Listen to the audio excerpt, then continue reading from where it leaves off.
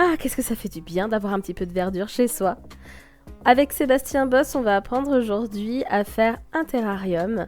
Il est designer végétal et c'est le créateur de Forêt de Verre, une entreprise basée à Vousvillers qui propose toutes sortes de terrariums et de compositions végétales. Ah, salut Sébastien! Salut Alexandra. En plein boulot? Ouais. Qu'est-ce que tu es en train de faire là du coup? Là, je fais ce qu'on appelle un entretien sur un terrarium qui a déjà plusieurs mois. En atelier, j'apprends aux gens à gérer leur terrarium sur la longueur, qu'est-ce qu'ils doivent faire au bout de 3-4 ans, comment interagir, qu'est-ce qu'il faut couper, qu'est-ce qu'il ne faut pas couper, donc voilà. Et d'ailleurs, je vais bientôt commencer un atelier, je vais le préparer. Super. Une fois que j'aurai taillé celui-ci. Et donc voilà. Je peux y assister? Tu peux y assister. Ah, nickel. Eh ben écoute, avec plaisir. Comment t'es tombée dans cet univers des terrariums? Je pense que c'est pas anodin. Enfin, tu te réveilles pas un jour en disant tiens, si je faisais des terrariums. Presque. Alors il y a deux versions, je sais pas quelle version tu veux, la version officielle ou la version... Les deux. Les deux Vas-y, versions. moi je t'écoute. La première version, c'est que il y a plus de 10 ans, j'étais tombé, je crois que c'était Silence ça pousse, il y avait une émission sur les terrariums, et j'étais tombé là-dessus, et je dis ouais, je vais faire ça, donc j'ai pris un bocal, je suis parti en forêt, et puis en fait j'ai commencé comme ça. L'autre version, c'est que j'ai des phases un peu geek, et j'étais fan des Sims, que c'est le genre des jeux les plus Ouais. joués. Et Pour l'instant, je vois pas le rapport avec le terrarium, mais attends, tu ça va vas, venir. tu vas me dire. Il y a un moment où tu peux faire plein de métiers différents, et il y avait un métier qui ressemblait vachement à ça en fait. Il y avait une espèce de boutique que tu devais gérer, et dans les personnages, ils étaient en train de créer des... Ouais, ils avaient des bocaux en verre, et ils mettaient des trucs dedans, et du coup ça m'a donné envie quoi. Donc c'est un peu la combinaison des deux qui m'a confirmé que j'allais aller là-dedans, mais au départ je savais pas du tout. Hein. On commence tous un peu de la même façon quand on fait ce métier-là, parce qu'on n'est pas beaucoup, on est une cinquantaine en France. Tu sais pas ce qu'il faut utiliser comme pierre, comme plante, comme rocher, ou trouver Comme des mousse. mousses. Quand tu regardes des ateliers, un petit peu des idées sur Internet, de plus en plus de personnes proposent des ateliers terrarium. C'est ton cas? Je crois que tu es un des seuls sur la Moselle, c'est ça? J'ai une collègue à Strasbourg qui en fait. Mais Moselle, il me semble que ouais, y a personne d'autre. Après, oui, les ateliers, ça reste à la mode, bizarrement. C'est eux qui viennent souvent d'assez loin, donc c'est Metz, Nancy, Luxembourg, parfois même Belgique, qui viennent jusqu'ici. Sur l'ensemble de l'année, c'est presque mon activité principale, c'est-à-dire que j'ai 1 ou 2 ateliers par semaine, quasiment. Ah oui. Ouais, ils sont quasiment pleins 2-3 mois à l'avance maintenant, quoi, à chaque fois. Ah oui, donc il y a un vrai engouement, quoi. Ouais, il y a un vrai engouement. Moi, mon but après, c'est de multiplier les ateliers, trouver des variantes, des nouveaux ateliers. Qu'est-ce qui fait que le succès des terrariums, pour toi? Il y a eu un effet Covid, là ça s'est très nettement senti, c'est-à-dire que les gens étaient enfermés à l'intérieur, et le fait de pouvoir avoir de la nature chez eux, il y a eu clairement un engouement vers 2019 là-dessus, surtout sur les terrariums. Et c'est lié au fait que les gens sont un peu plus sensibilisés à la nature. J'essaye d'axer sur le rôle des insectes, le rôle de la terre, le rôle des... Donc c'est un peu un ensemble. Avoir un petit morceau de forêt peut-être chez eux, ouais. Chez eux. Tropical. Et le terrarium c'est un peu particulier, oui, parce qu'il y a pas mal d'interactions. Un atelier, c'est 1h30, 2 heures en moyenne.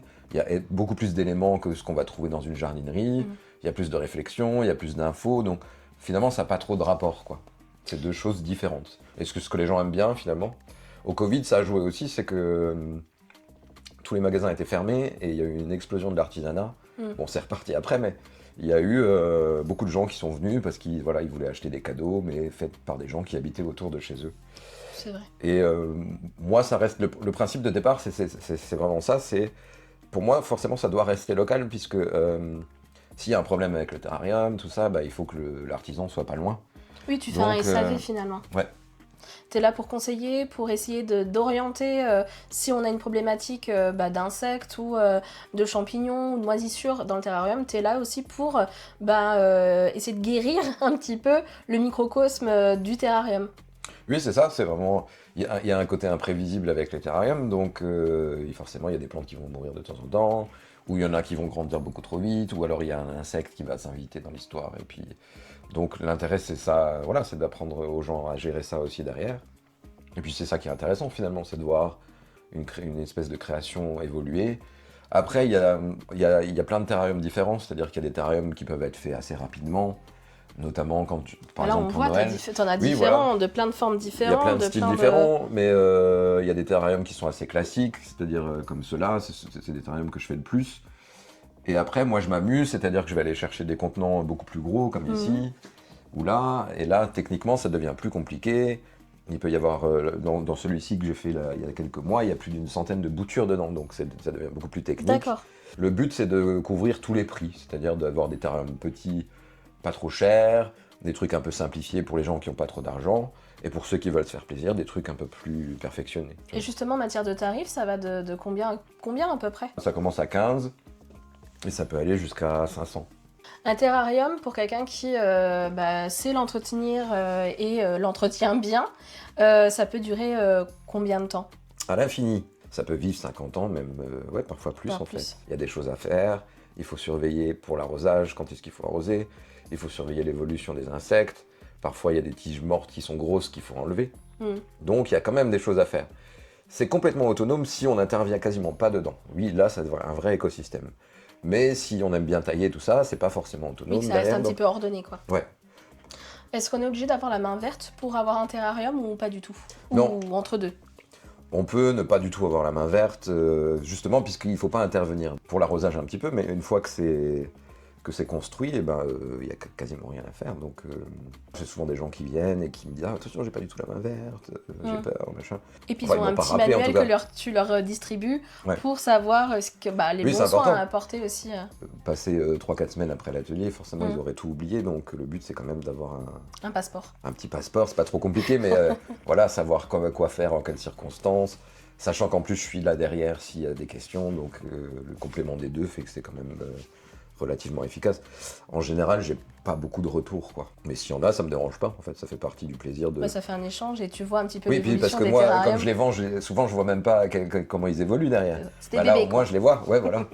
Mais ils restent bébés, ils s'en vont bébés. Ok. Merci beaucoup, Sébastien.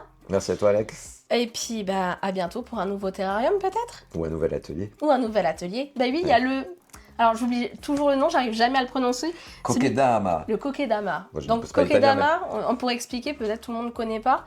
C'est une boule de terre recouverte de mousse et avec une plante greffée dessus. Je sais pas si on peut dire ça comme ça. Ouais, voilà, on peut dire ça comme ça. C'est une façon de présenter les plantes avec du fil de pêche, avec une terre spéciale.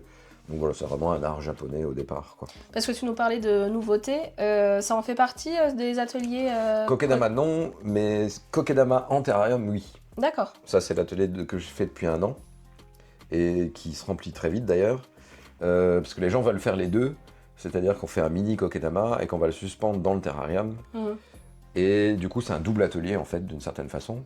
Par rapport au terrarium, ça se différencie un peu, il y a une identité en plus. Donc les gens ont envie de faire ça. Mais là c'est un atelier plus long, ça dure 3 heures. Non, et puis le résultat est magnifique. Et le résultat, donc, là ils sont déjà assez âgés, mais ouais voilà, c'est le côté suspendu, et en plus t'as un terrarium en bas, et t'as une sphère suspendue derrière, quoi. Alors n'hésitez pas à suivre Sébastien sur l'ensemble de ses réseaux sociaux, Instagram, Facebook ou même sur son site internet. Et quant à moi, je vous dis à très vite pour un nouvel épisode de Mirabelle et Bretzel.